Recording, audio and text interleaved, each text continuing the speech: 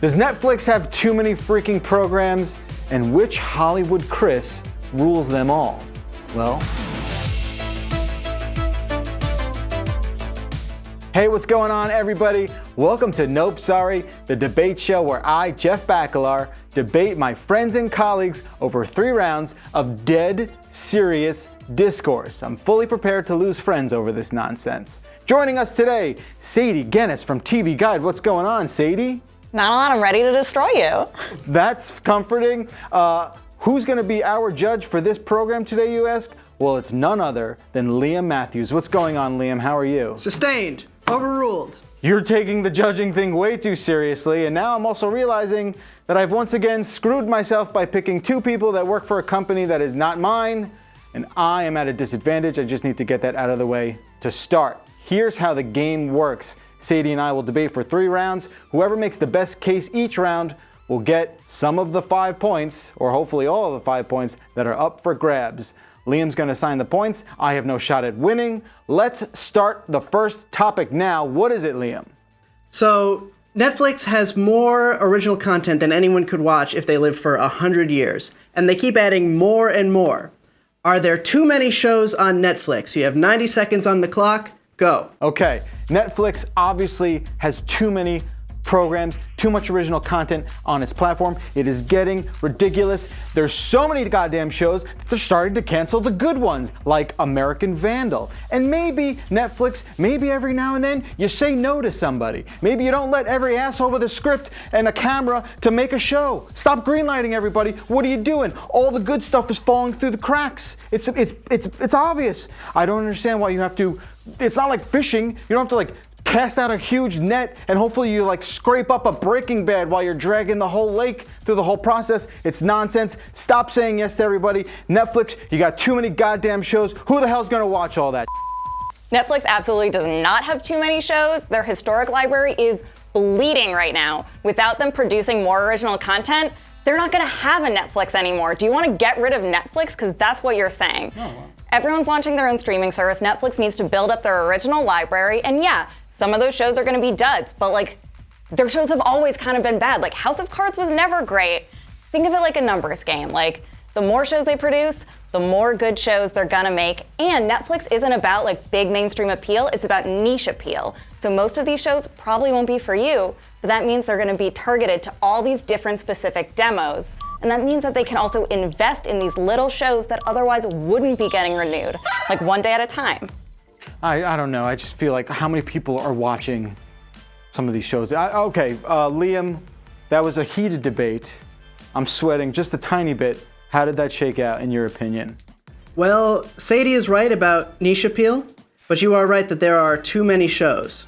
So I award 3 points to Jeff and 2 points to Sadie. Okay, I respect your decision. I begrudgingly accept that. Okay, fair enough. That's your opinion. Round 2, Sadie will be going first. Liam, what's the topic? So TV ratings are declining every year as streaming services become more and more prevalent. Do you need cable in 2019?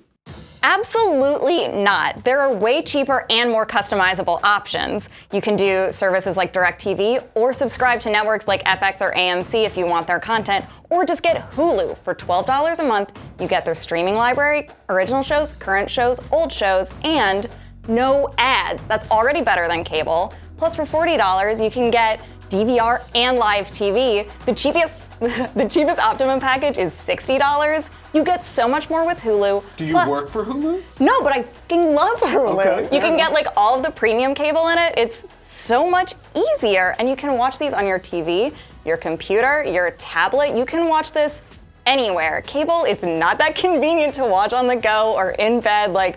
There's no reason to have it if you have Hulu or FX Plus or all of these other options. Look, I understand what you're saying, and that's fine. That sounded a little like a commercial, but we'll disregard that. I am someone who doesn't actually have cable, but I still think there's reasons for cable this year and moving forward. Live television. That is a huge deal. And if you're like me and if you like sports, I'm a diehard hockey person. If I wasn't able to watch hockey live, I don't know what I would do. Hulu with live TV. They don't, the regional Fubo. sports stuff doesn't work that well. They don't play nice together. There's still this legacy of like garbage where you still have to buy a cable subscription for regional sports.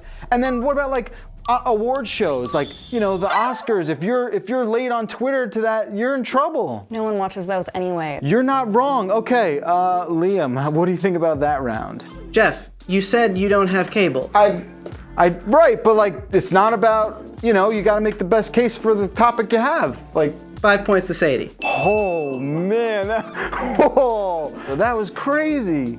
No one's ever done 5-0. You had a bad case. Shut up! I didn't have a bad case. Live TV is a good case. Hulu has live TV. Yeah, but it's a different live TV. Thank you, Brian. 7-3 is now the score. I basically have to like smoke you this round. All right. Here's gonna be a weird one. Liam's gonna introduce the round. We are going to preemptively tell you what we've chosen before we get to the debate. So Liam, why don't you introduce this final round? Man, oh dude, 5-0? So TV Guide is doing a thing called the 12 Days of Christmas, where we celebrate all the Hollywood Chris's. Now, the 4 most important Chris's are Pratt, Pine, Evans, and Hemsworth. Each of you pick your Chris. There are 90 seconds on the clock. All right, so before we go, I will be choosing the best Chris, the Pratt variety, and who is your Chris? Obviously Pine. Obviously Pine. Okay, I guess we'll get the 90 seconds on the clock, and here we go. Okay, I dare you to find a more lovable Chris, a more likable Chris. Sure, perhaps he is imperfect, but he can do many roles. He can be tough guy, super hunky guy, or he could be a comedy darling like he portrayed in Parks and Rec. Sure, mistakes were made of the Jurassic variety, and you know, you show me a perfect person and I'll show you.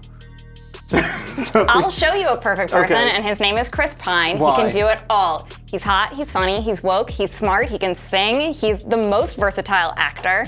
He'll do Wet Hot American Summer and Hell or High Water. He'll do Angie Tribeca and Z for Zachariah. Like, Chris Pine is the most versatile Chris. Like, the Chris's represent sameness, but Pine is distinct. He wears caftans. He uses a flip phone.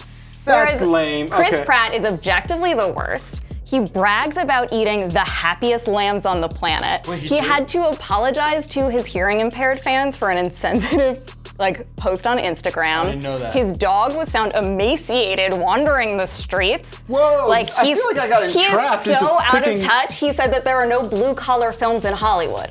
Pratt is in Passengers. Chris Pine will win an Oscar. Pine forever. Chris Pratt.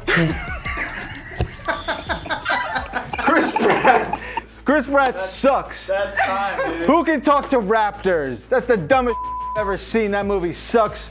Sadie should win this round. You know, you made a very compelling emotional case. Sadie gave very good facts, but I didn't feel it in the same way. But the facts don't lie. I gotta give 4 points to Sadie, 1 point to Jeff. All right, at least I didn't get shut out again. So 4-1, that makes the final score 11-4. Sadie Gennis, this has been a pleasure. It's been a pleasure losing to you. All I can say is that you are the winner of this. Oh my God. Okay, so this week you get a very authentic musical washboard. I'm unsure how you use such a thing. This is not musical at all. Nevertheless, that is your gift to take home and mount on your wall. Thank you so very much to Sadie Gennis. Thank you so very much to Liam Matthews. Thank you for TV Guide for lending us these fine people. We will be back next week with a brand new show. If you have an idea that I should debate next week, please do yourself a favor and leave that in the comment section below. Chris Pratt sucks. That's all I can say. Sadie had it right. I gracefully bow out of this one. We'll see you next time.